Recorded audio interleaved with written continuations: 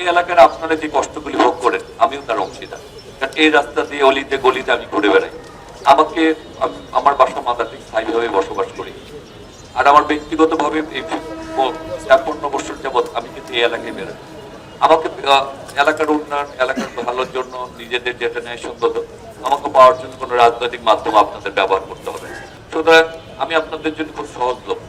আর এই সহজলভ্যের উদ্দেশ্য হচ্ছে একটাই, যে আমরা সবাই মিলে যাতে এলাকাটাকে একটা ভালো অবস্থানে নিয়ে যায়।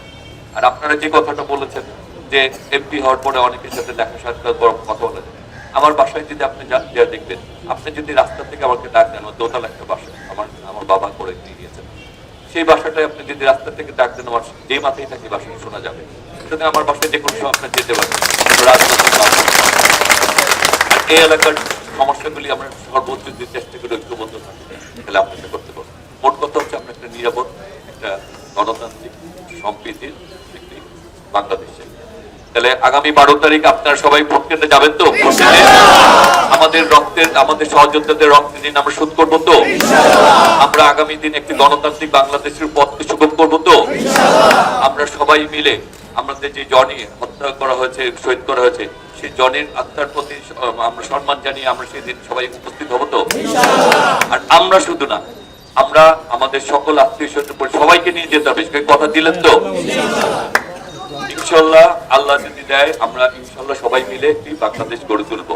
তবে আমরা যে কথাটি বলছি, আমি যদি আমার সম্বন্ধে আপনার খোঁজ খবর নেবেন, যেহেতু আমার বয়স প্রায় ৫৩-৫৪ বছর, ৩৮ বছর যাবৎ রাজনৈতিক মাদার থেকে, ২০ পূর্ব মাদার থেকে আমার বাসার নাম্বার।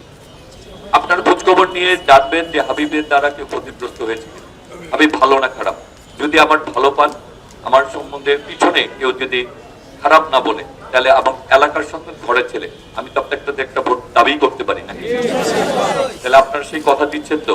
আপনারা খোঁজ খবর নিবেন, নিয়ে আপনারা যদি দেখেন যে হাবিব সম্বন্ধে ভালো পাচ্ছেন, তাহলে আপনাদের কাছে দাবি করছি, আমার নেত্রীর জন্য, আমার দলের জন্য, আমার এই সহযোদ্ধাদের জন্য, শহীদ শরীফ ওসমান হাদি সহ জুলাই আগস্টের গণভোটে তাদের রক্তের ঋণ শোধ করবেন এবং আমাকে একদিকে একটু তাকাবেন। মানে আসলে কোথাও গেলে আপনারা যেমন যে ঘন্টার পর ঘন্টা বসে আছেন কাজকর্ম ফেলে, তখন তো আসলে আপনাদের কাছে একটা ভোট কিভাবে চাই? আপনারা এই এলাকার যারা থাকেন সবার আত্মীয় স্বজন আছে, পরিবারের সদস্য রয়েছে, শুভাকাঙ্ক্ষী রয়েছে, বন্ধু। আজকে থেকে যদি আপনার মনে করেন যে হাবিবের জন্য আমি ২টা-৩টা ফোন করবো, হাবিব আমাদের বাসায় যেয়ে বলবো, মা খালাদের বলবো, ছেলে মেয়েদেরকে, ভাই জামাইকে, আত্মীয় স্বজনকে বলবো, তাহলে আপনারা এক একজনই কিন্তু ৫০-১০০টা ভোট সংগ্রহ করতে পারেন। তাহলে এখানে আজকে যদি ২০০ লোক থাকে, আমি তো ২০০ লোক দেখবো না ২০,০০০ লোক দেখবো? সুতরাং আমি আপনাদের সন্তান হিসেবে দাবি করছি, আজকে থেকে সবাইকে বলবেন, যার এতগুলি, আমার বাবা নেই, যার এতগুলি অভিভাবক থাকে, যার এতগুলি ভাই থাকে, যার এতগুলি বোন থাকে, যার এতগুলি আত্মীয় স্বজন, এই যে এতজন থাকে, সে কি কখনো বিফল হইতে পারে, ব্যর্থ হইতে পারে? সে কি পরাজিত হইতে পারে?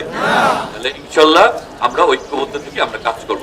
আর আমরা যে কথায় বিশ্বাস করি সেটা হচ্ছে, আমার আগে আমরা, আমাদের আগে দেশ, ক্ষমতার আগে জনতা, সবার আগে সবার আগে সবার আগে করবো কাজ, গড়বো দেশ, সবার আগে। ভোট দিলে ধানের শীষে দেশ গড়বো, দেশ গড়বো। ভোট দিবেন কি ইসে? ভোট দিবেন কি ইসে?